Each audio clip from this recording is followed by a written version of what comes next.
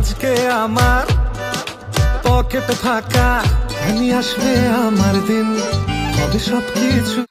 অবশেষে চলে আসলো তুফানের লাস্ট সং। আজকে আমার পকেট ফাঁকা। তো দুইটা চ্যানেল থেকে গানটা রিলিজ করা হয়েছে, এক হলো SBCF এর, আর হলো বাংলাদেশের চরকি থেকে। চরকি দুই ঘন্টায় ভিউয়ার্স হয়েছে 1,11,000 প্লাস, আর SBF এর 2 ঘন্টায় ভিউয়ার্স হয়েছে 24,000 প্লাস। তো এই গানটাও হিট হবে কি হবে না সেটা তো দেখাই যাবে। অ্যান্ড তুফান যেরকম সিনেমাটাও যেরকম করছে, গানটা ওই রকমই করছে, পুরো তুফানের মতোই লাগাই দিচ্ছে এবার গানগুলা।